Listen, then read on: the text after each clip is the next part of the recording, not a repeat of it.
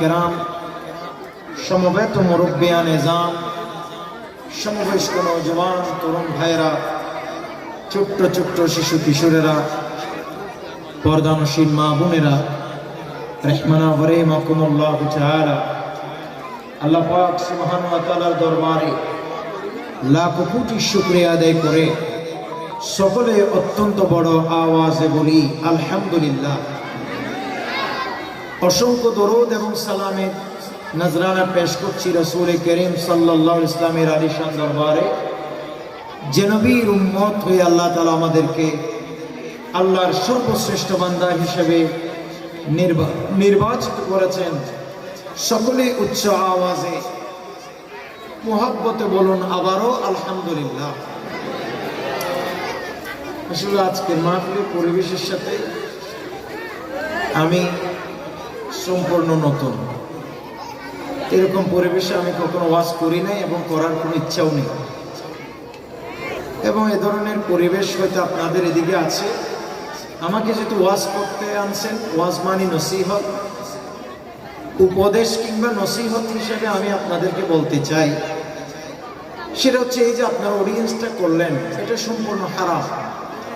আমি এগুলোর বিরুদ্ধে জিহাদ করতেছি। আপনারা এখানে আসে আমারা বসাই দিলেন, আপনারা পুরুষের মধ্যখানে নারী, এটাকে আমি কোনো পার্কে আসলাম? ন্যূনতম এই কমন সেন্স যদি কোনো একজন ইসলামিক চিন্তা চেতনাশীল মাহফিল যারা করে তাদের মানসিকতায় যদি এই মা বোনদের ইজ্জত, আবরু, পর্দা যে ফরজ, এই ন্যূনতম জ্ঞানও যদি না থাকে, তাহলে ভাই এটা কিসের মাহফিল, কিসের আয়োজন, কিসের কি? আপনারা আমার সাথে রাগ করবেন, কারণ রাগ করাটাই স্বাভাবিক, কারণ এগুলো সবাই বলতে পারে না এরকম, কিন্তু আমাকে তো বলতে হবে। এতগুলো মিডিয়া, এরা সবাই আমার বিরুদ্ধে কালকে দিয়ে দেবে, বন্যামের বিরুদ্ধে কথা বলে, দেখেন নারী পুরুষ অবাধ মেলামেশার ভিতর ওয়াজ করিয়েছে, তখন আপনারা কেউ আমার পক্ষে বলবেন না। এই জন্য আমি বলি যে এই ধরনের অডিয়েন্স ভবিষ্যতে আল্লাহর ওয়াস্তে আপনারা করবেন না। মা বোনদের দিন শেখা দরকার, কিন্তু তাদের জন্য একটা পর্দা, আপনারা কি এদিকে একটা পর্দা করে দিতে পারলেন না? এদিকে একটা সুন্দর করে পর্দা করে দিতেন, ওরা এই পাশে বসতো, পুরুষরা এই পাশে বসতো, সুন্দর। এখানে মধ্যখানে দেখতেছি মহিলা কতগুলো, আবার এদিকে দেখতেছি পুরুষ, এদিকে দেখতেছি মহিলা।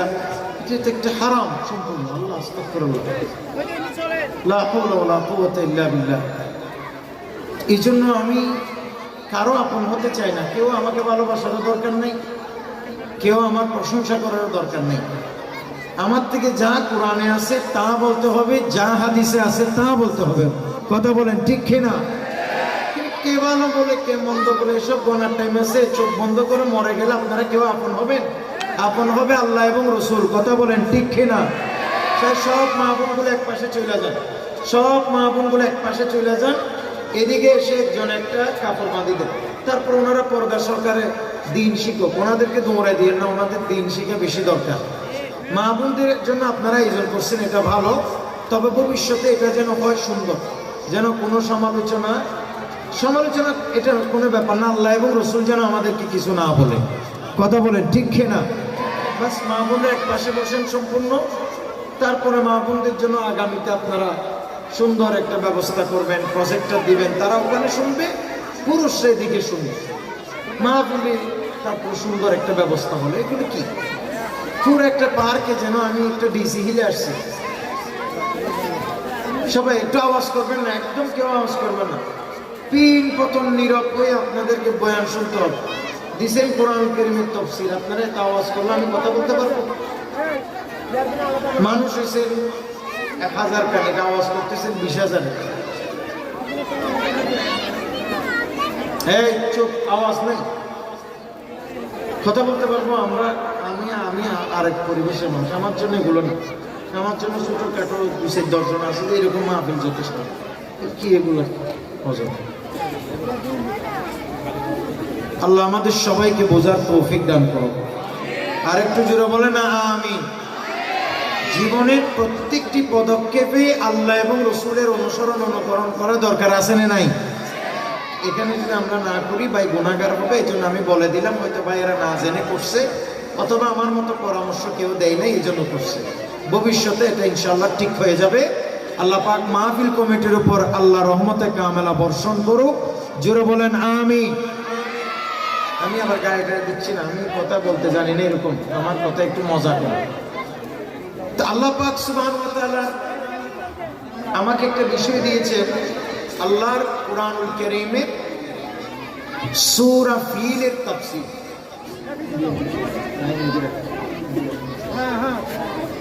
সূরা ফিলের তাফসীর কুরআনুল কারীমে 114টি সূরা আছে। সবাই বলেন কয়টি সূরা আছে? সবাই শুনেন, অত্যন্ত মনোযোগ দিয়ে ইখলাসের সাথে ওয়াজ শুনবেন, ইবাদতের নিয়তে। হই হই সই রই রই করবেন না, আলেম ওলামাদেরকে কথা বলার সময় ডিস্টার্ব করবেন না, এটা গুনাহ। কেউ কারো আওয়াজ যেন আমার কানে না আসে, শুধু আমাদের আওয়াজ আপনাদের কানে যাবে, আপনারা বুঝবেন, শুনবেন, আমল করবেন। আল্লাহ যেন তৌফিক দান করে। কুরআনুল কারীমে 30 পারা কুরআনুল কারীমে সূরা আছে 114টি। সবাই বলেন কয়টি? 114। আর 114টি সূরার ভেতরে 105 নম্বর সিরিয়ালে যেই সূরা, সেই সূরার নাম হচ্ছে সূরাতুল ফিল। একটু জোরে বলেন না সুবহানাল্লাহ। বলেন সিরিয়ালে 105 নম্বর সূরার নাম কি? সূরা ফিল।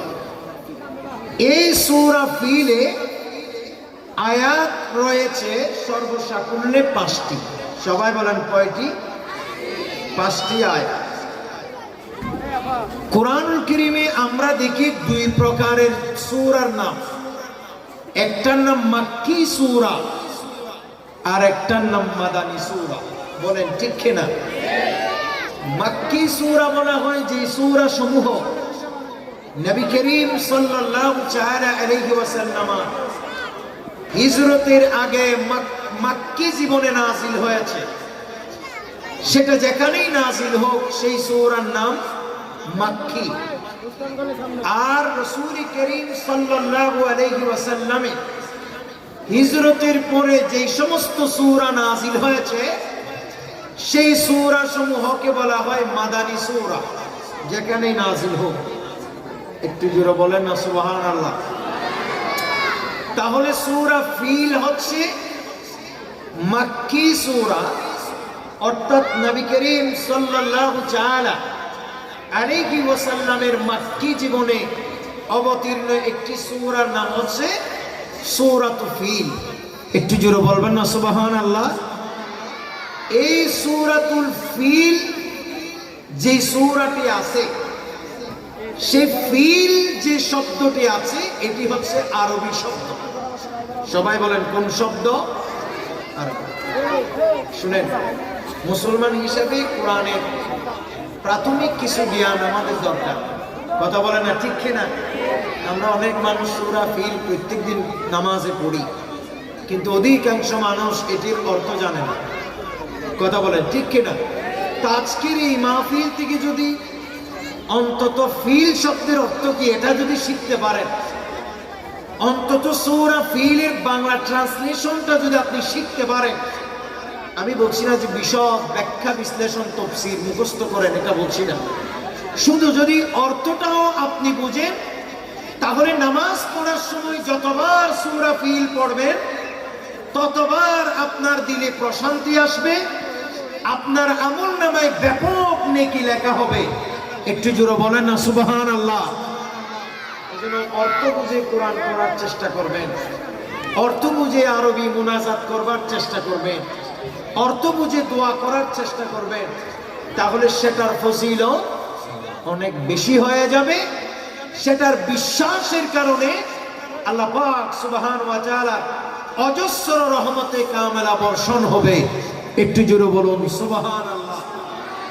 শুনেন, তাহলে আমি যে সূরা তিলাওয়াত করলাম সেই সূরার নাম হচ্ছে সূরাতুল ফিল। বলেন সেই সূরার নাম হচ্ছে সূরাতুল। বলেন ফিল শব্দের অর্থ কি? হাতি। সবাই বলেন ফিল শব্দের অর্থ কি? হাতি। তার মানে এই সূরায় আল্লাহ পাক সুবহানাহু ওয়া তাআলা একটা হাতির বাহিনীর মানে বর্ণনা দিচ্ছে, তারা কি করছে না করছে এই ব্যাপারে। আসুন আমরা প্রথমে সূরা ফিল যে সূরাটি আছে সেটির অনুবাদ একটু দেখে নিই। আল্লাহ বলেন, আউযু বিল্লাহি মিনাশ শাইতানির রাজীম, বিসমিল্লাহির রাহমানির রাহিম, আলাম তারা কাইফা ফাআলা রাব্বুকা বিআসহাবিল ফিল, আলাম ইয়াজআল কাইদাহুম ফি তাদলিল, ওয়া আরসালা আলাইহিম তায়রান আবাবিল তারমিহিম বিহিজারাতিন মিন সিজ্জিন ফাজআলাহুম কাআসফিন মাকুর। একটু জোরে বলুন সুবহানাল্লাহ। আল্লাহ পাক সুবহানাহু ওয়া তাআলা বলছেন, ইয়া রাসূলুল্লাহ, ইয়া হাবিবাল্লাহ, আপনি কি দেখেন নাই আপনার রব ওই হস্তি বাহিনীর সাথে কি অবস্থা করেছিল?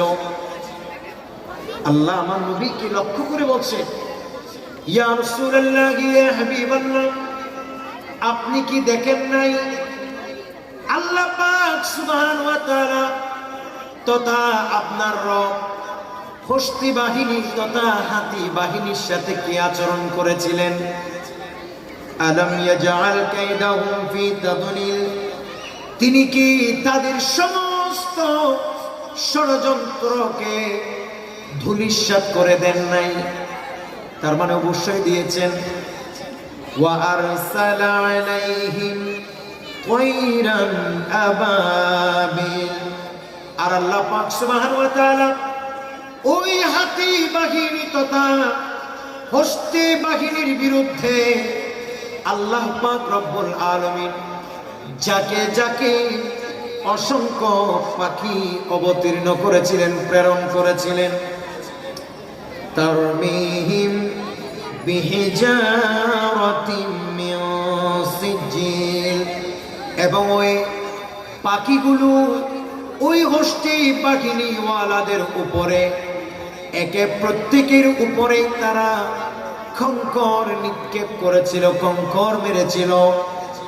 এরপরে সর্বশেষ 5 নম্বর আয়াত আল্লাহ বলেন, ফাজআলাহুম কাআসফিন মাকুর, অতঃপর আল্লাহ পাক সুবহানাহু ওয়া তাআলা পুরো এরিয়াটাকে, তাদের এই চক্রান্তের এরিয়াটাকে এমন ভয়ঙ্কর অবস্থা করেছিল, সেটা যেমন একেবারে খাওয়া শস্য ক্ষেতের মতো বিক্ষিপ্ত করে দিয়েছিলেন। উচ্চ আওয়াজে বলুন সুবহানাল্লাহ। প্রিয় ভাইয়ের আমার, এটা হচ্ছে মোটামুটি কোরআন কারীমের সূরা ফিলের বাংলা ট্রান্সলেশন বা বাংলা অনুবাদ। একটু গভীর মনোযোগ দিতে হবে, যেহেতু হইচই বেশি, আওয়াজ বেশি, আপনাদেরকে অত্যন্ত গুরুত্ব দিয়ে আমাদের এই বয়ান, এই কথাগুলো শুনবার চেষ্টা করতে হবে। কারণ আপনারা প্রত্যেকেই অনেক ব্যস্ত মানুষ, অনেক সময় নষ্ট করে আপনারা মাহফিলে আসছেন, অনেক মহব্বত করে আলেম ওলামাদেরকে ভালোবেসে মাহফিলে এসে বসে রয়েছে। কাজেই এই জায়গায় বসে যদি আল্লাহর কোরআনের কিছু শিখতে না পারে, নবী সাল্লাল্লাহু তাআলা আলাইহি ওয়াসাল্লাম হাদিসে পাক থেকে যদি কিছু শিখতে না পারেন, তাহলে এই বসাটা, মাহফিলে আসাটা সম্পূর্ণ একটা ব্যর্থ হবে। কথা বলেন ঠিক কিনা? আপনারা কি আমার কথা বুঝতে পারছেন? কাজেই আমি বলবো যে আপনারা আমার কথাগুলো অত্যন্ত মনোযোগ দিয়ে শুনবেন। আমার কথা না, এখানে আমার কথা বলতে কোনো কথা নাই। এখানে আমি যেগুলি বলবো সেগুলি আল্লাহর কোরআনের কথা, সেগুলি রাসূল করিম সাল্লাল্লাহু আলাইহি ওয়াসাল্লামের হাদিসে পাকের কথা, সেগুলি হচ্ছে তাফসীর, ব্যাখ্যা, বিশ্লেষণ আইমায়ে কেরাম উলামায়ে দ্বীনের কথা আল্লাহ আমি সহ সবাইকে বুঝে আমল করার তৌফিক দান করুন। তাহলে আমি আপনাদেরকে বলছিলাম এখানে এই সূরার ভিতরে আল্লাহ পাক সুবহানাহু ওয়া তাআলা একটি বিরাট হস্তি বাহিনী, বাহিনী কাকে বলে? বাহিনী তো আপনারা বুঝেন, একজন মানুষকে কি বাহিনী বলে? সবাই বলেন, বলেন একজনকে কি বাহিনী বলে? যদি ঘরে কেউ আসে, যে ঘরে কে আসছে দেখো, একজন লোক আসছে, কেউ কি বলবে আপনার ঘরে একটা বাহিনী আসছে? বলবে? বলবে না। কারণ বাহিনী যখন বলা হয় তখন বুঝে নিতে হবে সেখানে একটা দুইটা নয়, বরং সেখানে অনেক মানুষ কিংবা অনেক জীব জন্তুর সমাগম হয়েছে। তো আল্লাহ পাক সুবহানাহু ওয়া তাআলা সূরা ফিলের শুরুর আয়াতে বলছেন, আলাম তারা কাইফা ফাআলা রাব্বুকা বিআসহাবিল ফিল। হে রাসূল, আপনি কি দেখেন নাই আল্লাহ পাক সুবহানাহু ওয়া তাআলা তথা আপনার রব হস্তি বাহিনীর সাথে, হাতি বাহিনীর সাথে কি আচরণ করেছে সেটা কি আপনি দেখেন নাই? তার মানে অবশ্যই আপনি রাসূল দেখেছেন। একটু জোরে বলুন না সুবহানাল্লাহ। আচ্ছা, মনে করেন আমি যদি আপনাদের কাউকে যদি জিজ্ঞেস করি, এখানে নিচে আমার সামনে যারা আছে, এখানে কারো বয়স মনে করেন 10 বছর, কারো বয়স 20 বছর, আপনারা কারো বয়স সিনিয়র যারা 40 বছর, 30 বছর। আমি যদি আপনাদেরকে বলি, বলেন ভাই 1947-এর ব্রিটিশকে দাও আন্দোলনের ব্যাপারে আমাকে কিছু বলেন, আপনি কি সেটা দেখেন নাই? তো আপনি আমাকে বলবেন, হুজুর আপনি কি পাগল হয়ে গেছেন? আমার বয়স মাত্র 30 বছর। 1947 সালের সেই ইংরেজকে দাও যে আন্দোলন হয়েছিল, ইংরেজ বিরোধী আন্দোলনের সময় আমি তো দূরের কথা, আমার মার বিয়েও হয় নাই। আপনি আমাকে জিজ্ঞেস করছেন, তার মানে আপনি না দেখলে আপনাকে এই কথা বলার কোনো সুযোগ নাই যে আপনি কি 1947 সালে ইংরেজ বিরোধী আন্দোলনকে আপনি দেখেছেন? এটাকে আপনাকে বলার কোনো সুযোগ আছে? বলেন, আছে? কেন? আপনার তো সে সময় কি হয় না, জন্ম হয় না। এটা তো আপনাকে চোখে দেখে আমি বুঝতেছি। এবং আপনারা যদি কেউ আমাকে জিজ্ঞেস করেন, হুজুর 1971 সালের সেই স্বাধীনতার যুদ্ধ আপনি কি দেখেছেন? আমি বলবো যে সেটাও তো আমি দেখি নাই, কারণ আমার বয়সটা এখনো তত হয় নাই। কথা বলেন না, ঠিক কিনা? তো আমি কাকে জিজ্ঞেস করতে পারি? একজন মুরব্বীকে, একজন বয়োজ্যেষ্ঠ 60-70 ঊর্ধ্ব বয়সী একজন মুরব্বী বাবাকে যদি আমি পাই, তখন আমি তিনাকে জিজ্ঞেস করতে পারি, চাচা আপনার নামের আগে মুক্তিযোদ্ধা লেখা হয়, নিশ্চয়ই আপনি দেখেছেন 1971 সালে কি হয়েছিল? কথা বলেন, ঠিক কিনা? সে বলবে যে হ্যাঁ অবশ্যই আমি দেখেছি। তার মানে যে দেখে তাকে জিজ্ঞেস করা যায়, আপনি কি 1971 সালের যুদ্ধ দেখেন নাই? এটা কাকে জিজ্ঞেস করা যায়? যেই ব্যক্তি এই ঘটনা দেখেছেন, এই যুদ্ধ যেই ব্যক্তি দেখেছেন। এখন আল্লাহ পাক সুবহানাহু ওয়া তাআলা আমার নবীকে জিজ্ঞেস করছেন, ইয়া রাসূলুল্লাহ, ইয়া হাবিবাল্লাহ, আপনি কি দেখেন নাই হস্তি বাহিনীর সাথে, হাতির বাহিনীর সাথে আল্লাহ পাক সুবহানাহু ওয়া তাআলা কি আচরণ করেছিলেন? আপনার রব তাদের সাথে কি আচরণ করেছিল সেটাকে আপনি দেখেন নাই? তার মানে অবশ্যই আপনি রাসূল দেখেছেন। সুবহানাল্লাহ বলেন না ভাই? আরো জোরে বলতে হবে। তাহলে এখন কথা হচ্ছে হস্তি বাহিনীর ঘটনা কি সেটা, এবং সেটা কোন সময়ের ঘটনা। প্রথম কথা হচ্ছে এই ঘটনা যখন সংগঠিত হয় তখন নবী করিম সাল্লাল্লাহু আলাইহি ওয়াসাল্লাম দুনিয়াতে শুভ আগমন করে নাই। কোন মুফাসসিরিনে কেরাম বলছে হস্তি বাহিনীর এই ঘটনা, আসহাবে ফিলের এই ঘটনা যখন ঘটেছে এর 40 দিন পরে নবী করিম সাল্লাল্লাহু আলাইহি ওয়াসাল্লাম দুনিয়াতে শুভ আগমন করেছেন। বলেন সুবহানাল্লাহ। আবার কেউ কেউ বলেছে হস্তি বাহিনীর এই ঘটনা নবী করিম সাল্লাল্লাহু আলাইহি ওয়াসাল্লাম দুনিয়াতে আসার 2 মাস আগে, অর্থাৎ 7 দিন আগে, 2 মাস আগে সংগঠিত হয়েছে। কেউ কেউ বলেছেন না, এই ঘটনা নবী করিম সাল্লাল্লাহু আলাইহি ওয়াসাল্লাম দুনিয়াতে আসার 30 বছর আগে সংগঠিত হয়েছে। আবার কোন কোন মুফাসসির বলেছে, বলে হস্তি বাহিনীর এই ঘটনা মক্কাতুল মুকাররমায় সংগঠিত আসহাবে ফিলের এই ঘটনা নবী করিম সাল্লাল্লাহু আলাইহি ওয়াসাল্লাম দুনিয়াতে আসার 50-70 বছর আগে সংগঠিত হয়েছে।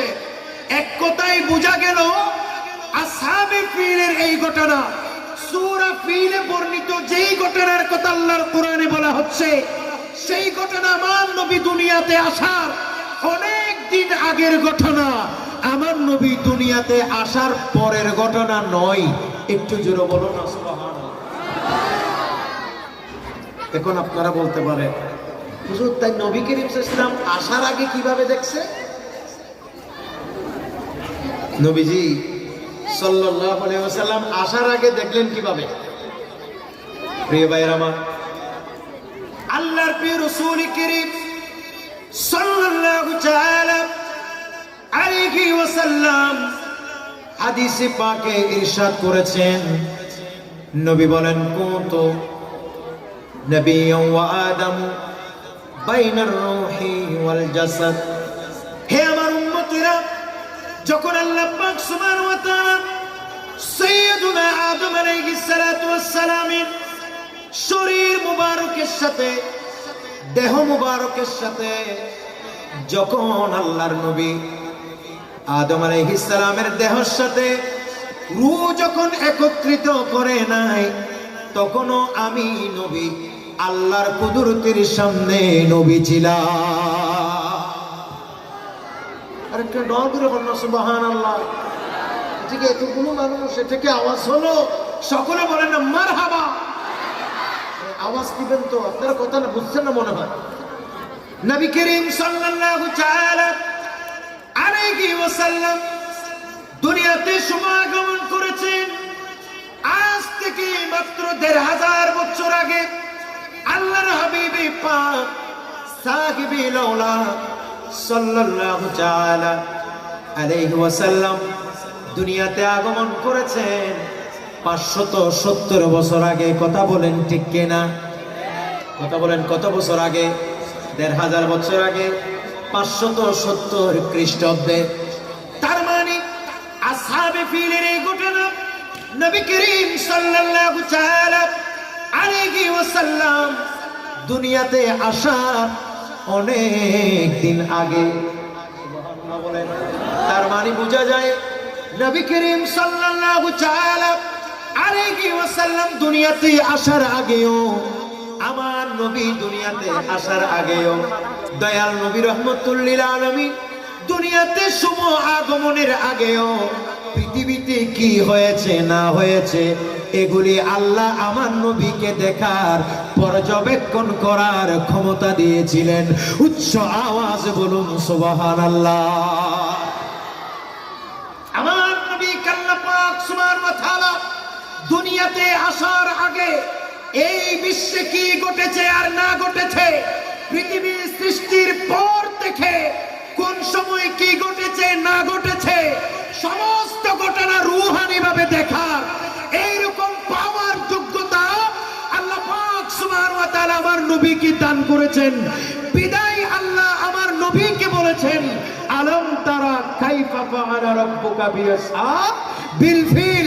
রাসূল, আপনি কি দেখেন নাই হস্তি বাহিনীর সাথে আমার আপনার রব কি আচরণ করেছে? তার মানে আপনি দুনিয়াতে না আসলেও এই ঘটনা অবশ্যই দেখেছেন। একটু জোরে বলুন সুবহানাল্লাহ। কোরআনে এরকম আরো অনেক আয়াত আছে, অনেক ঘটনা আছে। অনেকে বলে, অনেক মুফাসসিরিন কেরামে বলেছেন, বলে নবী করিম সাল্লাল্লাহু আলাইহি ওয়াসাল্লাম দেখেন নাই সরাসরি, কিন্তু এমনি কিছু আলামত দেখছে। কথা বলে না, কি দেখছে? আলামত। সবাই বলেন না কি দেখছেন? আচ্ছা, আলামত দেখা আর ঘটনা দেখা কি এক? সবাই বলেন ঘটনা দেখা এক। মনে করেন যুদ্ধ সংগঠিত হয়েছে আজকে থেকে প্রায় 50 বছরের কাছাকাছি সময় আগে। কথা বলেন ঠিক কিনা? তো অনেক মানুষের জন্ম হয়েছে মনে করেন 40 বছর আগে। তো 40 বছর আগে যারা জন্ম হয়েছে তারা কিছু অরিজিনাল মুক্তিযোদ্ধা দেখছে, তারা কিছু সে সময়কার অনেক স্মৃতি, অনেক জিনিস তারা দেখছে, শুনছে। আচ্ছা, দেখছে শুনছে, কিছু আলামত দেখেছে শুনেছেন বলে তাকে কি এই কথা বলার সুযোগ আছে? আরে মিয়া, যুদ্ধ সংগঠিত হয়েছে, বাংলাদেশ স্বাধীন হয়েছে আজকে থেকে 50 বছর আগে, তোমার বয়স 40 বছর, তুমি কি দেখো নাই ঘটনা কি হয়েছে? বলেন, এই কথা বলার কি কোনো সুযোগ আছে? কথা বলেন না ভাই, আছে। কারণ কি, সে দেখে নাই। তো কাকে আমি জিজ্ঞেস করতে পারবো? যে মুক্তিযোদ্ধা আর যে দেখেছে, আমি তাকে জিজ্ঞেস করতে পারবো যে মুরব্বী, আপনি কি দেখেন নাই 71 সালে কি হয়েছে? একটু জোরে বলেন না সুবহানাল্লাহ। তাহলে তাকে বললে প্রশ্নটা যথাযথ হবে। বলে না, প্রশ্নটা যথাযথ হবে। কিন্তু 30 বছর আগের ছেলেকে, 20 বছর বয়সী কোন ছেলেকে যদি আমি সেই 1971 সালের ঘটনা জিজ্ঞেস করি, সে আমাকে অথেন্টিক কোনো জবাব দিতে পারবে না। এবং আমি প্রশ্নটা যদি এভাবে করি, 71 সালে কি হয়েছে আপনি কি দেখেন নাই, এই প্রশ্নটাই গলত হবে, ভুল হবে। অনেক সময় মানুষ এই ধরনের প্রশ্ন করলে আমাকে পাগলও বলতে পারে। কথা বলেন ঠিক কিনা? আমার আল্লাহ আমার নবীকে জিজ্ঞেস করছে, ইয়া রাসূলুল্লাহ, ইয়া হাবিবাল্লাহ, আপনি কি দেখেন নাই?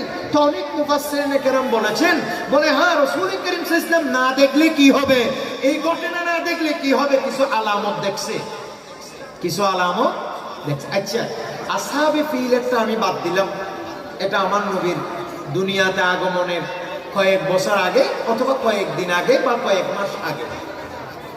কিন্তু আল্লাহর কোরআনে আদ জাতির ঘটনা আছে, আদ জাতি। সবাই বলেন না, কোন জাতি বললাম? সবার কি মনোযোগ আছে? সূরা ফজরের মধ্যে আল্লাহ পাক সুবহানাহু ওয়া তাআলা ঠিক এইরকম আরেকটি আয়াত আল্লাহ উল্লেখ করেছেন। আল্লাহ বলেন, আউযু বিল্লাহি মিনাশ শাইতানির রাজীম। আলাম তারা কাইফা ফাআলা রাব্বুকা বিআদ। একটু জোরে বলেন না সুবহানাল্লাহ। ইয়া রাসূলুল্লাহ, ইয়া হাবিবাল্লাহ, আপনি কি দেখেন নাই আল্লাহ পাক সুবহানাহু ওয়া তাআলা আপনার রব আদ সম্প্রদায়ের সাথে কি আচরণ করেছেন? এ আমার প্রিয় ভাইয়েরা, আসহাবে ফিলের ঘটনা নবী করিম সাল্লাল্লাহু তাআলা আলাইহি ওয়াসাল্লাম দুনিয়াতে আসার হয়তো কিছুদিন আগে, নয়তো কয়েক মাস আগে অথবা কয়েক বছর আগে বিদায় আমার নবী হয়তো কিছুটা আলামত দেখেছেন। আমার নবী আলামতের উপর ভিত্তি করে না হয় এই প্রশ্ন করেছেন আল্লাহ পাক সুবহানাহু ওয়া তাআলা। কিন্তু আদ সম্প্রদায়ের এই ঘটনা, এটা আমার নবী দুনিয়াতে আসার কয়েকদিন আগে নয়, কয়েক মাস আগে নয়, বরং আল্লাহর হাবিব দুনিয়াতে আসার এই ঘটনা প্রায় 2500 বছর আগে। আরেকটু জোরে বলে, নবী করিম সাল্লাল্লাহু আলাইহি ওয়াসাল্লাম দুনিয়াতে আসার 2500 বছর আগে, নট 2.5 বছর, নট 250 বছর, 2500 বছর আগে সংগঠিত হয়েছিল আদ সম্প্রদায়ের ঘটনা আল্লাহর জমিনে। আল্লাহ এরকম একটি ঘটনার কথা উল্লেখ করে আমার নবীকে বলেন, ইয়া রাসূলুল্লাহ, আপনি কি দেখেন নাই আপনার রব আদ সম্প্রদায়ের সাথে সেই 2500 বছর আগে কি আচরণ করেছেন? তার মানে 2500 বছর আগে কি হয়েছে আমার নবী সেটাও দেখেছেন। একটু জোরে বলেন সুবহানাল্লাহ। আল্লাহু আকবার। ইয়া গৌস জিন্দাবাদ। সকলে বলেন মারহাবা। আপনারা কি বিরক্ত হচ্ছে? তার মানে আল্লাহ রাসূলকে প্রথম সৃষ্টি করে বন্ধুকে বন্ধু দেখেন মায়ার নজরে। সুবহানাল্লাহ বলেন। আল্লাহ রাসূলকে প্রথম সৃষ্টি করে, বন্ধুকে বন্ধু দেখেন মায়ার নজরে। বন্ধুর শানে দরুদ পড়ে ও মদিনা, বন্ধুর শানে দরুদ পড়েন আল্লাহ এক জনা। ও মদিনা তোমায় ভুলতে পারি না, ও মদিনা তোমায় বলেন, ও মদিনা তোমায় ভুলতে পারি না। কি করে বলবো তোমায়, কি করে বলবো তোমায়, বলো না, বলো না, বলো না। তোমার বুকে শুয়ে আছেন যে জনা, যাকে সৃষ্টি না করিলে আমার রাব্বানা কিছুই সৃষ্টি করত না। সালাতুন ইয়া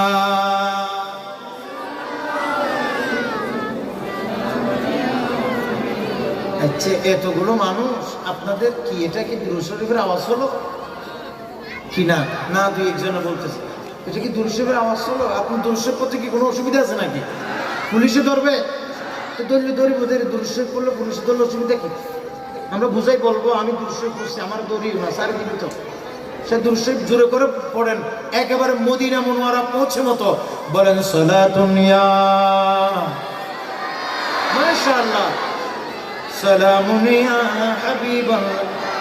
আজব রঙ্গ পরগে বাহারে মদিনা, আজব রঙ্গ পরগে বাহারে মদিনা, के सब जन्नती है निसारे मदीना। सलातुन या সালামুন ইয়া হাবিবাল্লাহ। এবার সকলে বলেন না মারহাবা।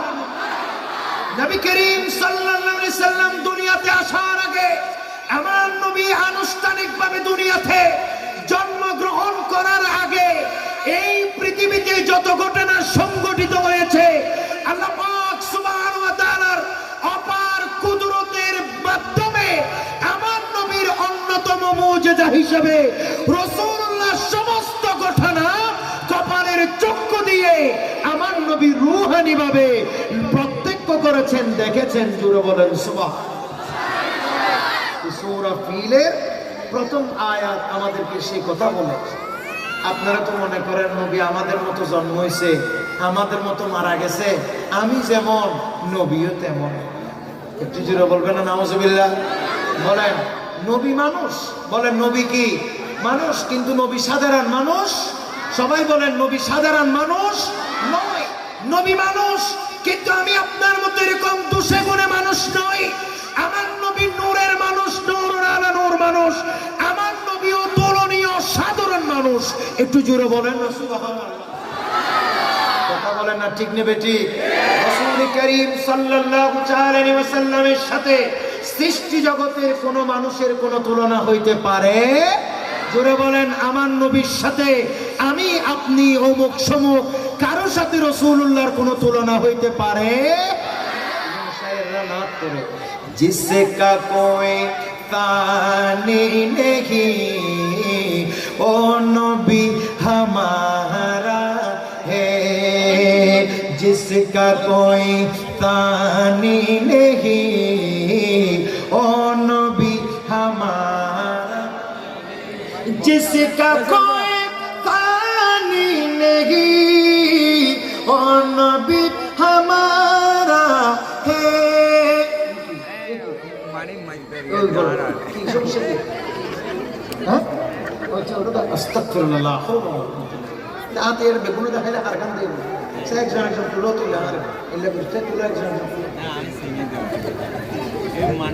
এগুলো করিম না, সুন্দর করে মাহফিলে মনোযোগ দেন, যেগুলো করতেছেন এগুলো তো মাহফিল মনোযোগ লড়ে যাবে।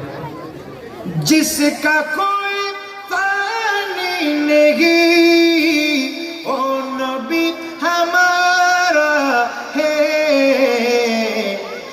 मुस्तफा की अज़मतों का, मुस्तफा की अज़मतों का हद है न किनारा है। सलातुम या माशाअल्लाह। এবার সকলে বলেন না মারহাবা। তাহলে আমি পড়লাম তো উর্দু, এটার বাংলা কি? যার কোনো তুলনা নাই, তিনি যে আমাদের নবী। সুবহানাল্লাহ বলেন। যার কোনো তুলনা নাই, তিনি যে আমাদের নবী। जिसका कोई तानी नहीं, ओ नबी हमारा है। সকলে বলেন মারহাবা। আরে নবী করিম সাল্লাল্লাহু আলাইহি ওয়াসাল্লাম, আমি আপনি আমাদের অন্য 10 জন মানুষের মতো মানুষ। নবী অসাধারণ মানুষ, অতুলনীয় মানুষ। আমার নবী নূরের মানুষ। একটু জোরে বলেন না সুবহানাল্লাহ। আল্লাহ পাক সুবহানাহু ওয়া তাআলা আমাদেরকে বোঝার তৌফিক দান করুন। আল্লাহ পাক সুবহানাহু ওয়া তাআলা বলতেছেন, ইয়া রাসূলুল্লাহ, আপনি কি দেখেন নাই হস্তি বাহিনীর সাথে আপনার রব কি আচরণ করেছে?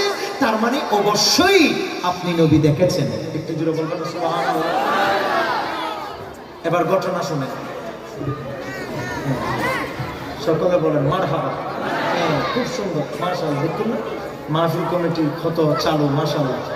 অনল্লাহ গুরু ফেলাই ইতারা কে পরামর্শ না দেবে, এখন কি বেশি বুঝিব না, মানুষ তো পরামর্শ দিয়ে করে। বহুত মানুষ তো পরামর্শ দিত না, ডরায় না। পরামর্শ দিতে হবে তো, কথা বলে না, ঠিক কিনা? আমি কমিটিদেরকে ধন্যবাদ জানাই, তারা আমার কথাকে গুরুত্ব দিয়েছেন। আল্লাহ তাদেরকে ইসলামের সঠিক বুঝশক্তি দান করুক। জোরে বলে না আমিন। আমি যে কথা বলছিলাম প্রিয় ভাইয়ের আমার, নবী করিম সাল্লাল্লাহু আলাইহি ওয়াসাল্লাম সেই আসহাবে ফিলের ঘটনা আমার নবী সরাসরি দেখেছেন, অথচ সেই সময় নবী দুনিয়াতে তাশরীফ আনেন নাই। আমার নবীর মিলাদ হয় নাই, রাসূল করিম সাল্লাল্লাহু আলাইহি ওয়াসাল্লামের শুভ আগমন তথা জন্মই হয় নাই। একটু জোরে বলেন না সুবহানাল্লাহ। নবী আগের গুলিও জানে, পরের গুলিও। যেই নবী আগের গুলি জানে, সেই নবী পরের গুলি জানে কি জানে না? এমনকি আমরা কি পৃথিবীর বাইরে না ভিতরে? ভিতরে। আমরা কি করছি না করছি, আল্লাহ আমার নবীকে এমন পাওয়ার দিয়েছেন, নবী সাল্লাল্লাহু আলাইহি ওয়াসাল্লাম এগুলিও হাতের তালুর মতো করে স্পষ্ট দেখতেছে। সুবহানাল্লাহ। আরো জোরে বলে। এগুলো কি আবেগী কথা না, আমার নবীর হাদিস। এটা জামিউস সাগীরে ইমাম জালালউদ্দিন সুয়ুতী নোট করছেন, ইন্নাল্লাহা قد رفع لي الدنيا كلها فأنا أنظر إليها وإلى ما هو كائن فيها إلى يوم القيامة كأنما أنظر كفه هذا। নবী করিম সাল্লাল্লাহু তাআলা আলাইহি ওয়াসাল্লাম বলেন, বলে কিয়াম দুনিয়া এটা আল্লাহ আমি নবীর সামনে তুলে ধরেছেন। এই দুনিয়ার কোথায় কি আছে কি নাই আমি নবী স্পষ্ট দেখতে পাই। কতদিন দেখতে পান ইয়া রাসূলুল্লাহ? আমার নবী বলেন, আমার নবী বলেছেন ইলা ইয়াউমিল কিয়ামা, একেবারে কিয়ামত পর্যন্ত কোথায় কি আছে কি নাই আমি নবী স্পষ্ট দেখতে পাই। কিভাবে দেখতে পান ইয়া রাসূলুল্লাহ? আমার নবী বলেন, কান্নামা আনজুরু কাফিহি হাযা, বলে আমি আমার হাতের তালু যেভাবে দেখি, আমি গোটা দুনিয়ার কুল কায়নাত সেভাবে দেখতে পাই। বলেন আমার নবীকে দেখার জন্য এমন ক্ষমতা দান করেছেন কে? আপনি কেন শিরকের ফতোয়া দিচ্ছেন? আল্লাহ তো বলতেছেন নবী দেখে। বলেন আল্লাহ বলছেন নবী, আমার নবীকে দেখার মতো এমন ক্ষমতা দিলেন কে? জোরে বলে না কে? আল্লাহ যদি ক্ষমতা দিলে অসুবিধা কি? একটু জোরে বলবেন না সুবহানাল্লাহ। আল্লাহ যদি ক্ষমতা দিলে আপনার আমার কোনো অসুবিধা আছে? তো এই ঘটনা কি আসলে? আসহাবে ফিলের এই ঘটনাটা কি হয়েছে? সংক্ষেপ কথা হলো, তৎকালীন জামানা ইয়েমেনের শাসক, কথা বলেন কোন জায়গার শাসক? ইয়েমেনের শাসক। সে লক্ষ্য করেছে তার নাম ছিল আবরাহা। বলেন না কি নাম? আবরাহা। আবরাহা ইবনে সিনা, কোথাও কোথাও আসছে, বিভিন্ন নাম আসছে তার। সেই আবরাহা বাদশাহ, আবরাহা ইবনে সিনান, অথবা সেই তৎকালীন জামানের ইয়েমেনের শাসক, তার নাম কি বলছিলাম? আবরাহা। বলেন কি নাম? আবরাহা। এই আবরাহা বাদশাহ এক সময় খেয়াল করছেন, লক্ষ্য করেছেন, সমস্ত মানুষেরা পৃথিবীর বিভিন্ন রাষ্ট্র থেকে দলে দলে হজ করার জন্য, উমরা করার জন্য হাদিয়া তোহফা নজরানা নিয়ে পৃথিবীর বিভিন্ন প্রান্ত থেকে এসে আল্লাহর ঘর খানে কাবায় তওয়াফ করতেছে। একটু জোরে বলবেন না সুবহানাল্লাহ? তার মানে বোঝা যায় আল্লাহর ঘর খানে কাবার তাওয়াফ এটা রাসূল করিম সাল্লাল্লাহু আলাইহি ওয়াসাল্লাম দুনিয়াতে আসার আগেও ছিল। আরে শুধু আগে না, দুনিয়া সৃষ্টির পর থেকে, যখন থেকে খানে কাবার উৎপত্তি হয়েছে, যখন থেকে আল্লাহর ঘর খানে কাবা সৃষ্টি হয়েছে, তখন সর্বপ্রথম ফেরেশতাদের তাওয়াফের মাধ্যমে এই খানে কাবার তাওয়াফ শুরু হয়েছে। কিয়ামত পর্যন্ত খানে কাবার তাওয়াফ চলতে থাকবে। একটু জোরে বলেন না সুবহানাল্লাহ? এটা হয়তো ফেরেশতার মাধ্যমে, নয়তো জিনের মাধ্যমে, নয়তো মানুষের মাধ্যমে। আমরা করোনাকালীন দেখেছি খানে কাবার তাওয়াফ বাহ্যিকভাবে জনসাধারণের তাওয়াফ বন্ধ ছিল, আসলে বন্ধ ছিল না।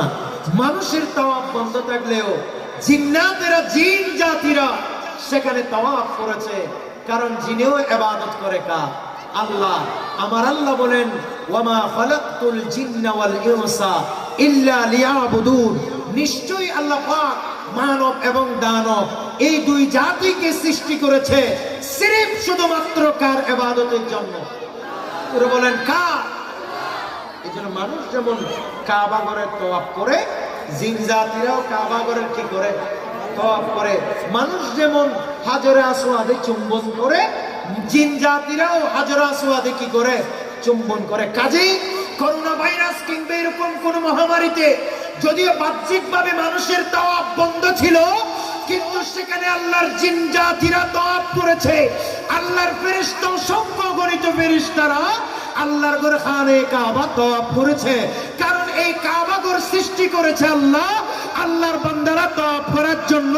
সেটাকে কাবা মেনে গোটা পৃথিবীর মানুষ শ্রদ্ধা সম্মান জানানোর জন্য, এবং এইটাকে কাবা মেনে নামাজ পড়ার জন্য। জোরে বল।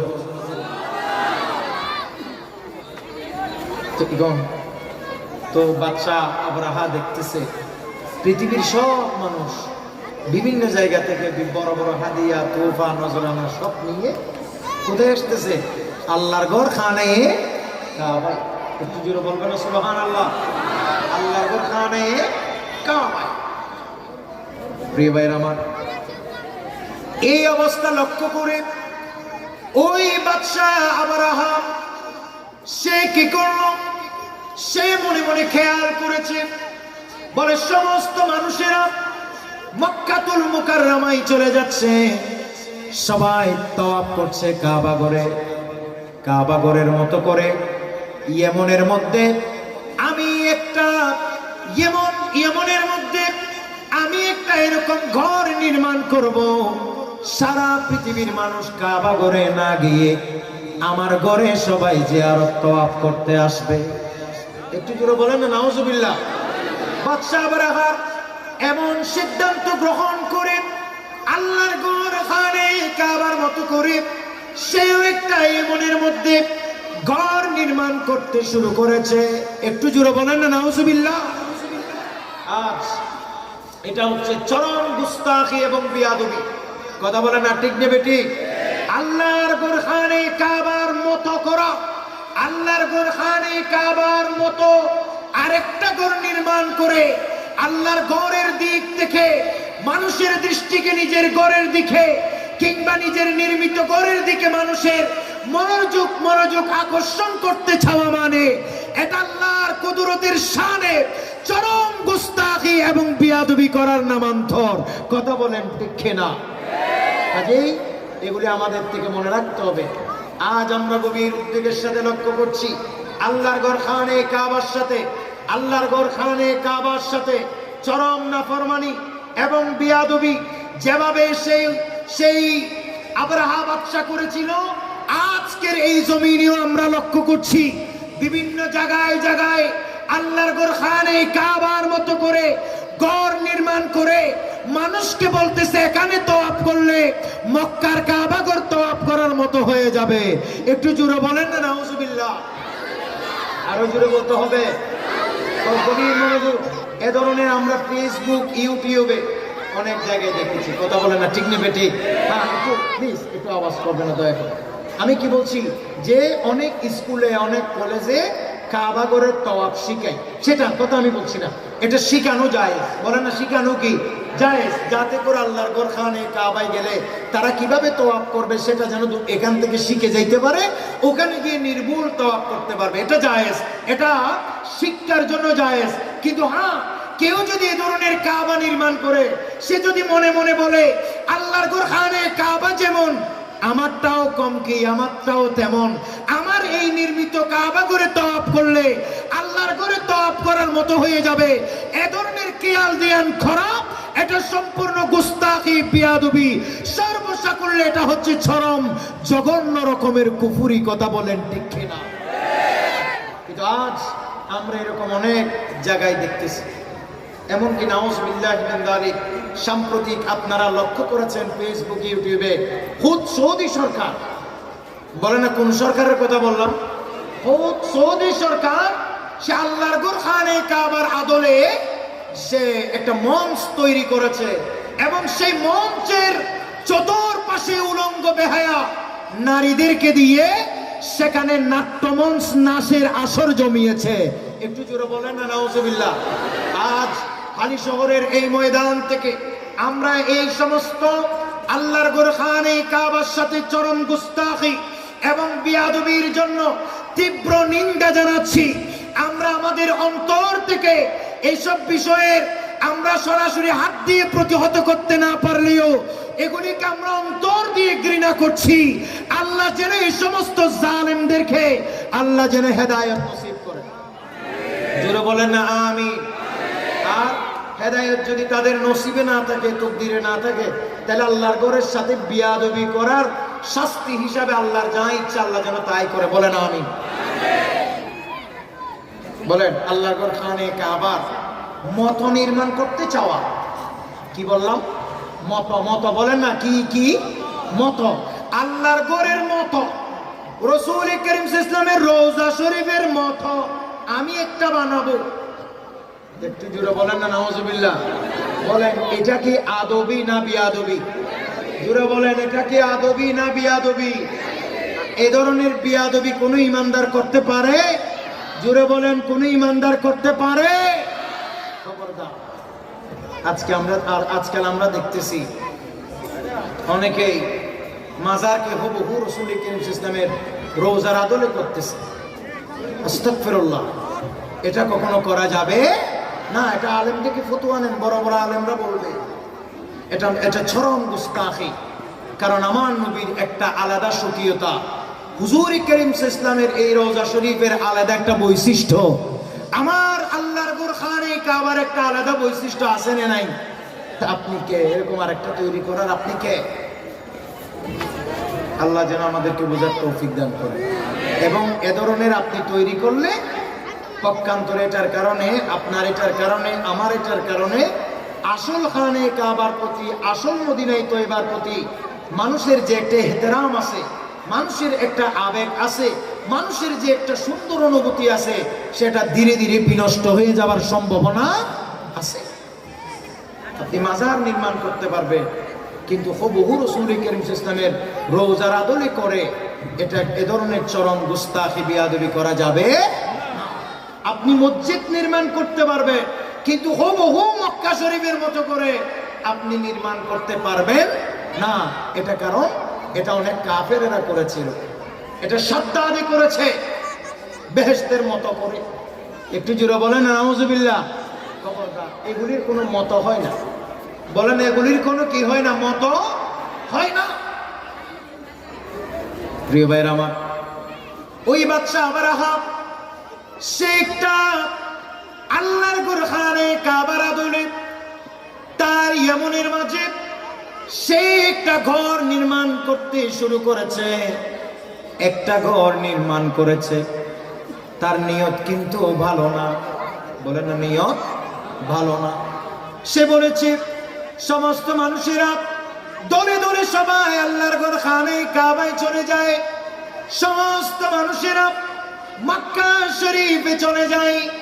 খবরদার, কোন মানুষ মক্কাতুল মুকাররমায় যাওয়ার দরকার নাই, কোন মানুষ খানে কাবায় যাওয়ার দরকার নাই।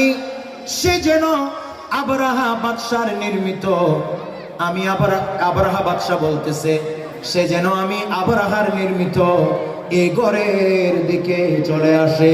উচ্চ আওয়াজ বলুন নাউজুবিল্লাহ। সে এটা করে সে একটা ঘর নির্মাণ করেছে। সবাই বলেন, কি নির্মাণ করেছে? ঘর। এটাকে কি কাবা বলা যাবে? সে একটা নির্মাণ করেছে ঘর, আল্লাহর ঘরের আদল। এবং সে বলতেছে সব মানুষ এখন থেকে ইয়েমনে আসবে, সৌদি আরবে আর যাবে না। একটু জোরে বলবেন না নাউজুবিল্লাহ। তখন একথা যখন বলল, সেই ঘর নির্মাণ করেছে। এদিকে আরবের এক ব্যক্তি, সবাই বলেন আরবের এক ব্যক্তি ইয়েমনে ব্যবসার উদ্দেশ্যে সফর করতে গেছে। সফর করতে গিয়ে সে এই ঘর দেখে, সে রাতে গিয়ে সুন্দর মতো এই ঘরের ভিতরে টয়লেট সারাইছে। একটু জোরে বলেন না নাউজুবিল্লাহ। কি সারাইছে? বাথরুম সারাইছে, টয়লেট সারাইছে, মলত্যাগ করছে। করার পর আবার সে মলগুলো নিয়ে সারা দেয়ালের মধ্যে প্রলেপ দিয়ে দিছে, লিপে দিছে। একটু জোরে বলেন না নাউজুবিল্লাহ। এই দেওয়ার পর এবার সেখানে দুর্গন্ধ ছড়িয়েছে চতুর্দিকে। আপনারা জানেন এই জিনিসটা এমনি গন্ধ, বাসি হলে আরো কত গন্ধ হইতে পারে। কথা বলেন না, ঠিক নেবে ঠিক? সকালবেলা বাদশাহ আবরাহা যখন এই ঘর প্রদক্ষিণ করতে গেছে, এই ঘরে যখন গেছে, দেখা যাচ্ছে সেখান থেকে এমন দুর্গন্ধ ছড়াচ্ছে, পুরা এরিয়া জুড়ে এমন দুর্গন্ধ হয়ে গেছে। বাদশাহ আবরাহা এবার সিদ্ধান্ত গ্রহণ করেছে, বলে আমার এই ঘরে যে এই অন্যায় কাজ করেছে, আমি এটার বিনিময়ে আল্লাহর ঘর খানে কাবা তথা মক্কা শরীফে যে আল্লাহর ঘর আছে, সেই আল্লাহর ঘরটাকে আমি ধ্বংস করে দেব। একটু জোরে বলেন না নাউজুবিল্লাহ। আল্লাহর ঘরকে আমি কি করে দেব? ধ্বংস করে দেব। একটু জোরে বলেন না নাউজুবিল্লাহ।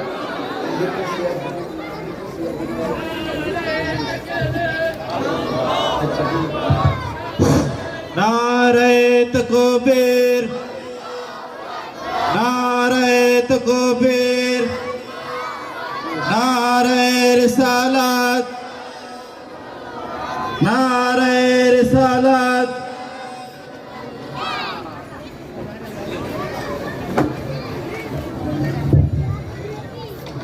সম্মানিত প্রিয় উপস্থিতি, আমাদের মাঝে এসে উপস্থিত হয়েছেন আজকে মাহফিলের সম্মানিত বিশেষ আলোচক, বিশিষ্ট আলেমেদিন, বিশিষ্ট ইসলামী চিন্তাবিদ, শাহজাহানপুর গাউসুল আজম রেলওয়ে জামে মসজিদের সম্মানিত খতিবে মুকাররম হযরতুল আল্লামা জনাব হযরত মাওলানা শাইখ আব্দুল মুস্তাফা রহিম আল আজহারি সাহেব কিবলা মুত্তাজিল ওয়ালা। সকলে বলেন মারহাবা। আল্লাহ পাক ভাইয়ের আগমনকে কবুল করুন। সকলে বলেন আমিন। আমরা খুশি না বেজার? মাশাআল্লাহ, আপনারা অত্যন্ত মনোযোগ দিয়ে কথাগুলো শুনছেন। আমি আপনাদের জন্য অন্তর থেকে দোয়া করছি, আল্লাহ পাক আপনাদেরকে শুধু শুনে না, বুঝে আল্লাহ আমাদেরকে আমল করার তৌফিক দান করুন। যাই হোক, আমি যে কথা বলছিলাম, বাদশাহ আবরাহা তার ঘরের এই বেহাল দশা দেখে সেই সিদ্ধান্ত গ্রহণ করেছে, আমি আগামী কাল থেকে রওনা হয়ে যাব আল্লাহর ঘর খানে কাবা যেটা মক্কা শরীফ আছে, সেটা আমি ভেঙে চুরমার করে দিব। আর একটু জোরে বলতে হবে তো নাউজুবিল্লাহ। এই কথা যখন সেই সিদ্ধান্ত নিয়েছে, সিদ্ধান্ত অনুযায়ী সেই কাজ করার জন্য এবার সে কার্যক্রম গ্রহণ করছে। সর্বপ্রথম সে নাজ্জাশীর কাছে চিঠি লিখল, বলে তোমার কাছে নাজ্জাশী মানে হাবশার বাদশাহ। হাবশার বাদশার কাছে সেই চিঠি লিখেছে, বলে তোমার কাছে যেই বড় হাতিটা আছে, বলে না কি হাতি, বড় হাতি, সেই বড় হাতিটা আমাকে দাও, আমি কাবা ঘর বানতে যাব। একটু জোরে বলে না নাউজুবিল্লাহ। যাই হোক, অনেক লম্বা কথা। সে বড় হাতিটা নিল। সেই বড় হাতির নাম ছিল মাহমুদ। বলে না, সেই বড় হাতির নাম কি ছিল? মাহমুদ।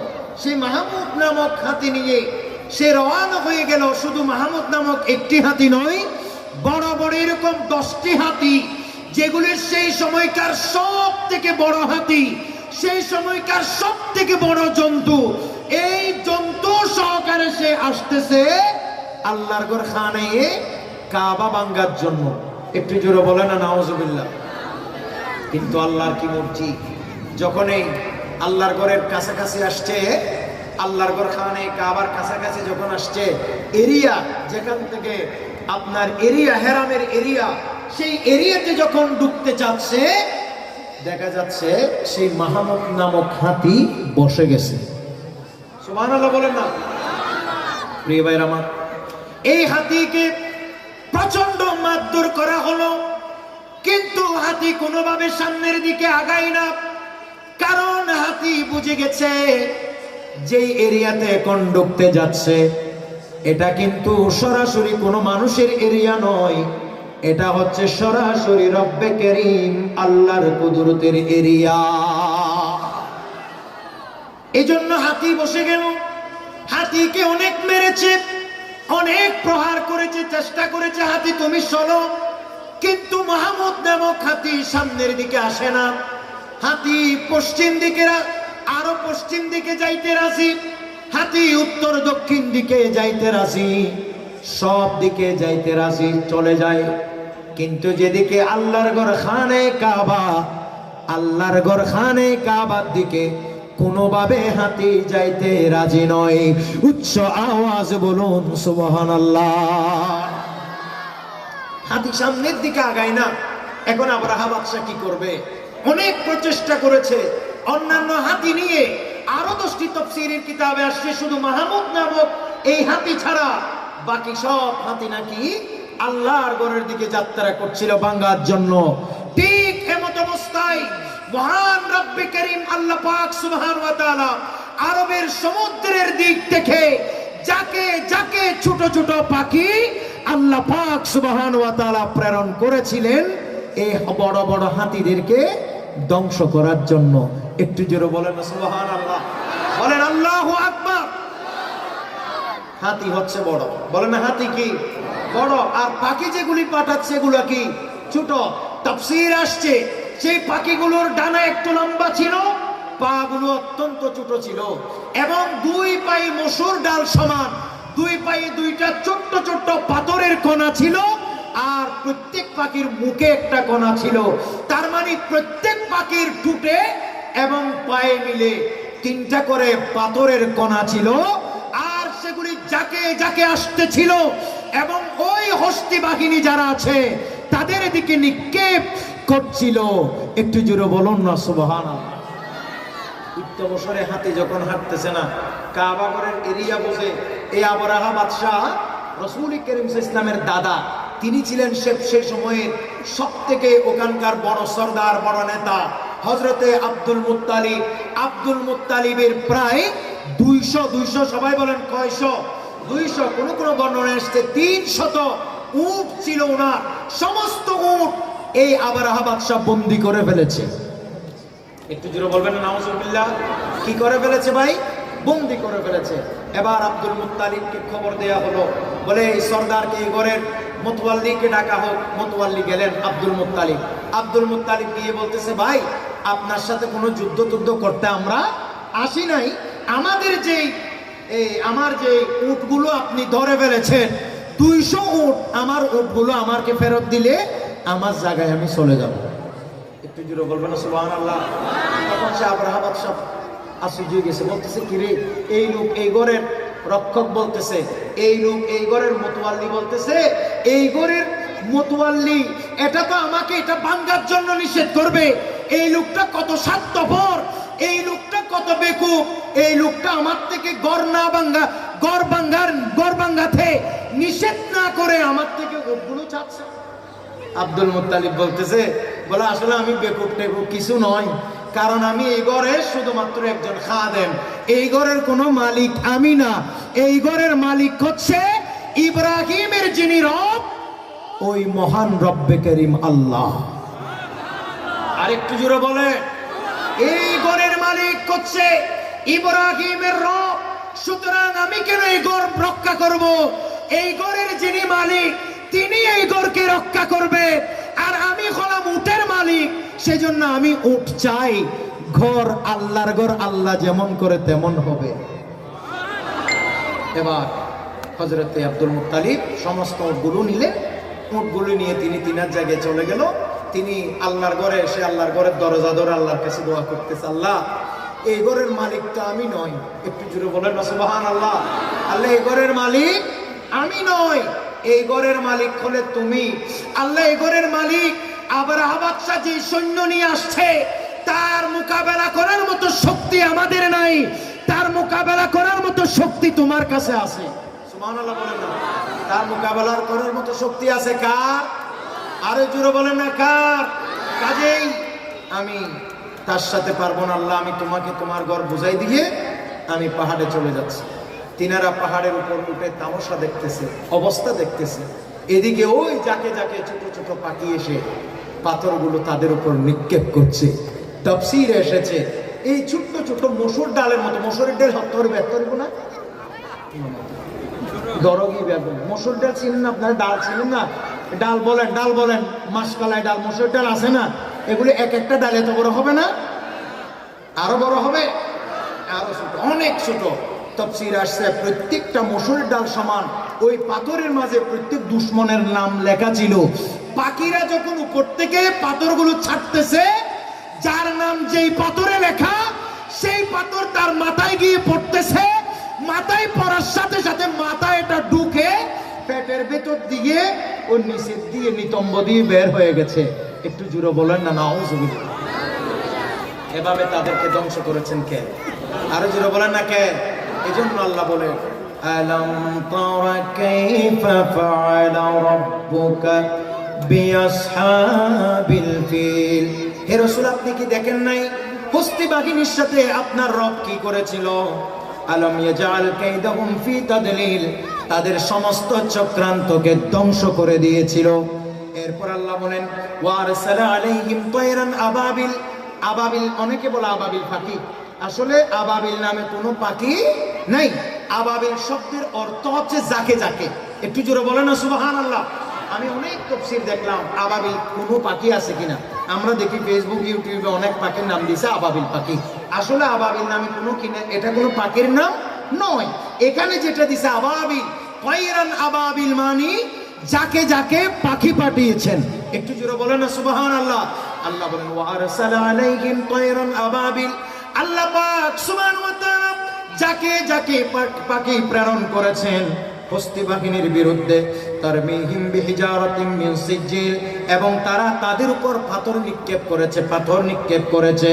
অতঃপর শেষ পর্যন্ত ফাজালাহুম কাসফিম মাকুল, সেখানের অবস্থা বিস্তীর্ণ করে দিয়েছেন।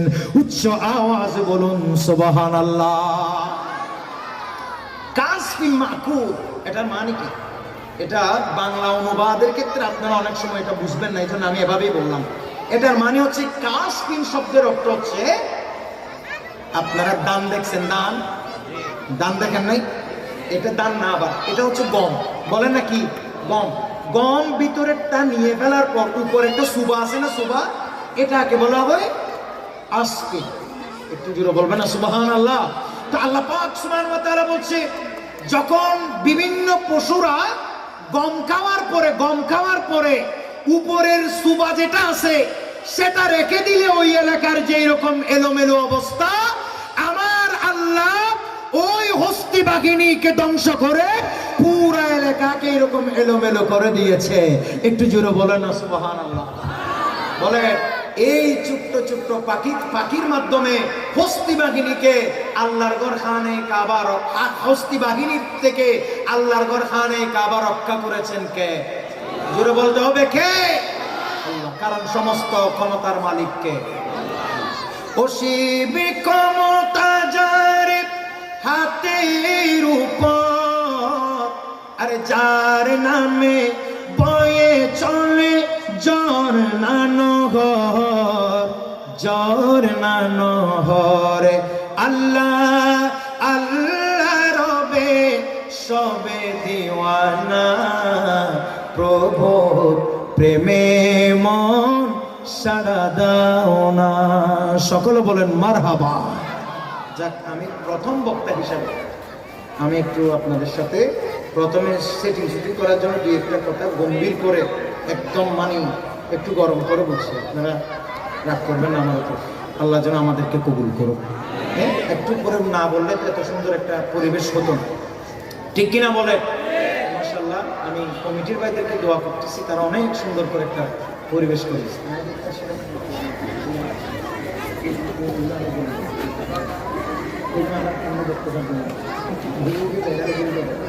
আর ভুল বিয়ার কিছু করবে আর ওয়ামা আলাইনা ইল্লাল বালাগ। আসসালামু আলাইকুম ওয়া রাহমাতুল্লাহ।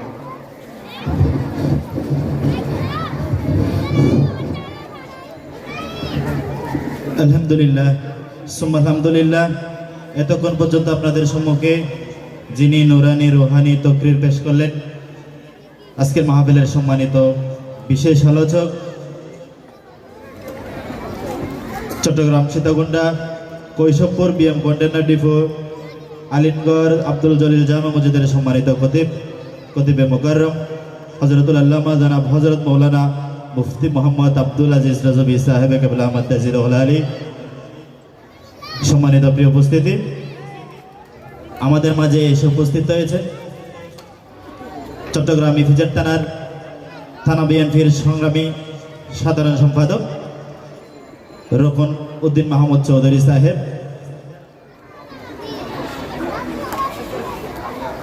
সম্মানিত প্রিয় উপস্থিতি, এই পর্যায়ে আপনাদের সম্মুখে গুরুত্বপূর্ণ নুরানি রুহানি তকরির নিয়ে আসছেন আজকের মাহফিলের সম্মানিত বিশেষ আলোচক, বিশিষ্ট আলেমে দ্বীন, বিশিষ্ট ইসলামী চিন্তাবিদ, কোরআন ও সুন্নাহর আলোকে যুক্তিবাদী বক্তা, বর্তমান সমাজের তরুণদের আইডল, ঢাকা শাহজাহানপুর গাউসুল আজম রেলওয়ে জামে মসজিদের সম্মানিত খতিবে মুকাররম হযরতুল আল্লামা জনাব হযরত মাওলানা শায়েখ আব্দুল মুস্তাফা রহিম আল্লাহ জাহারি সাহেবে কেবলা আহমদ তাজিরুল আলী। নারে তাকবীর, নারে তাকবীর, নারে রিসালাত, নারে রিসালাত।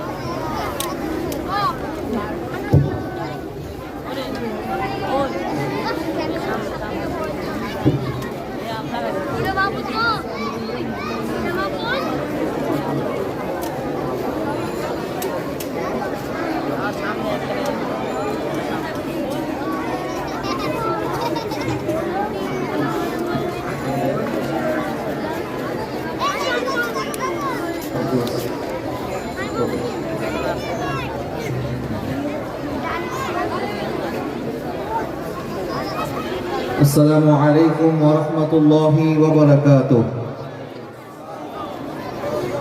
أعوذ بالله من الشيطان الرجيم. بسم الله الرحمن الرحيم. الحمد لله رب العالمين خالق السماوات والأرضين والصلاة والسلام على سيدنا وسندنا وحبيبنا وطبيبنا وطبيب قلوبنا سيد الأنبياء والمرسلين وعلى آله وأصحابه وأزواجه وذريته وعلماء ملته وعلماء أهل سنته أجمعين وبفضل إن الله وملائكته يصلون على النبي يا أيها الذين آمنوا صلوا عليه وسلموا تسليما صلى الله على سيدنا وآله وأصحابه محبت راواد فرن اللهم صل على مولانا محمد وعلى آل سيدنا মাওলানা আমরা সবাই গুনাহগার গো নবীজি আপনায় চিনলামে না সেই কারণে রোজে হাশরে আপনি মোদের ভুলেন না আল্লাহুম্মা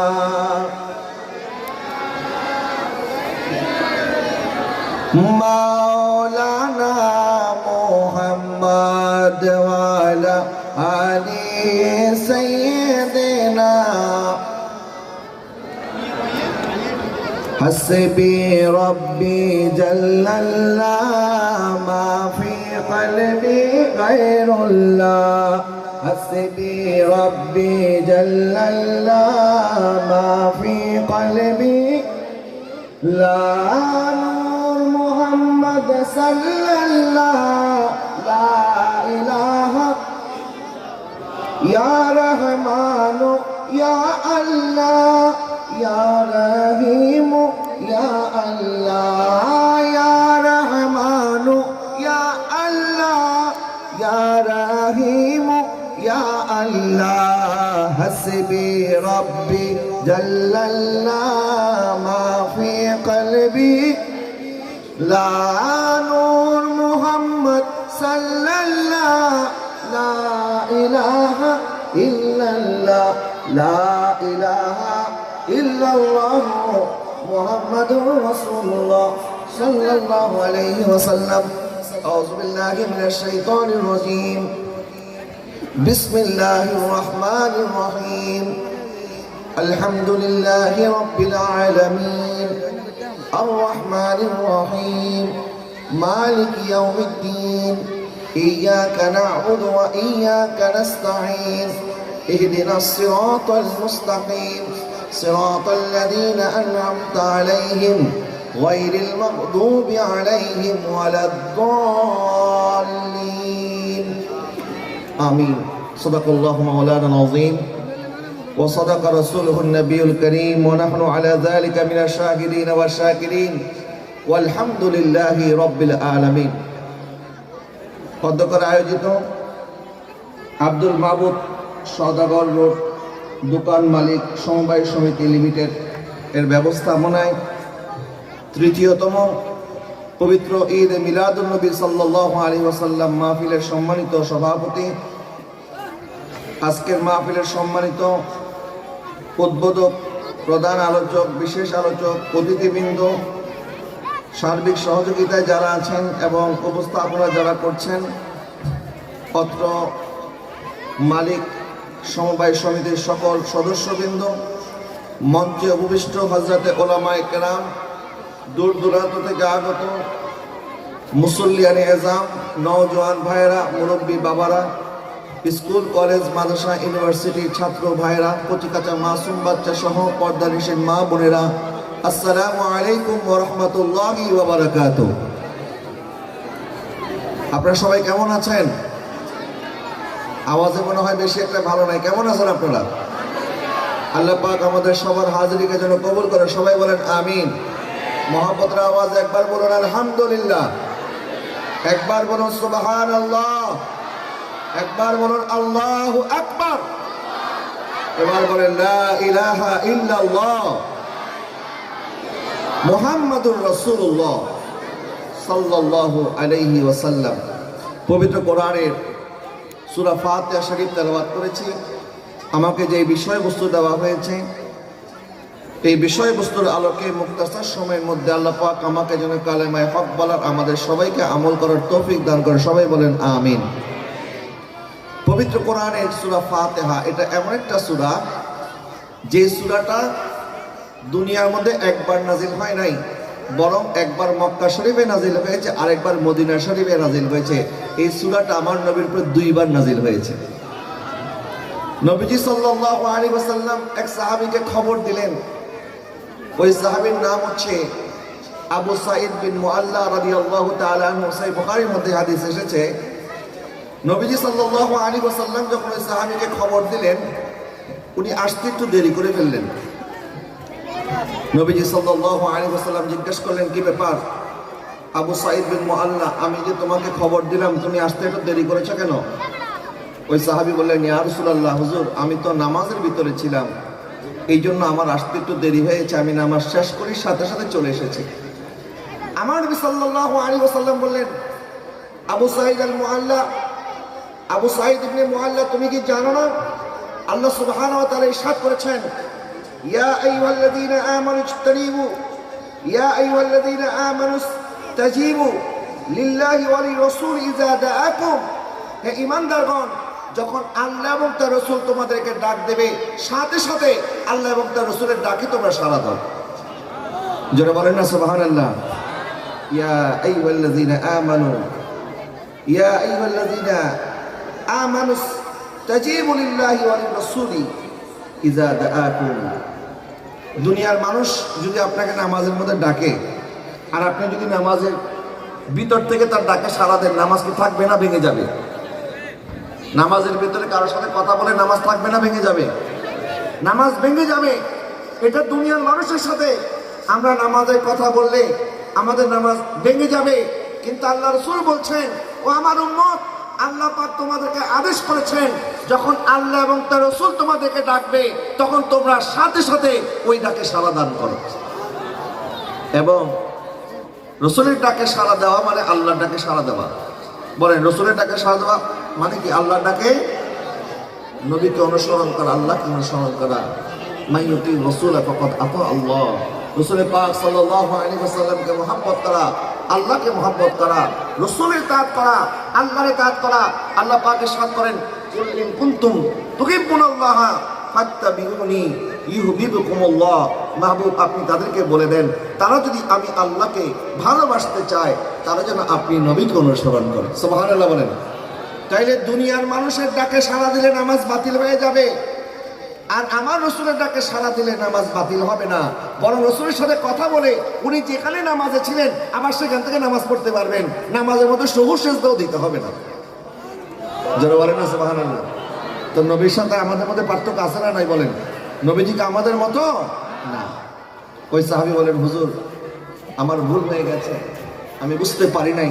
এবং এই আয়াত নাযিল হওয়ার পরে আর কোনোদিন কোন সাহাবী আমার নবীর ডাক দিয়েছেন এক সেকেন্ড দেরি করে নাই, নামাজের ভিতরে থাকলো লাব্বাইক ইয়া রাসূলুল্লাহ বলে আমার নবীর কদমে চলে গেছেন। সুবহানাল্লাহ বলেন।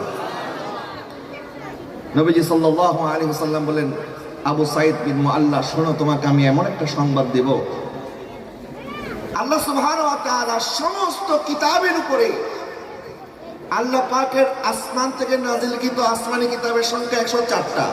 কয়টা? 100। এর মধ্যে সর্বশ্রেষ্ঠ কয়টা? 4টা। তাওরাত, জাবুর, ইনজিল, কোরআন। 4টা হচ্ছে সর্বশ্রেষ্ঠ। নবীজি সাল্লাল্লাহু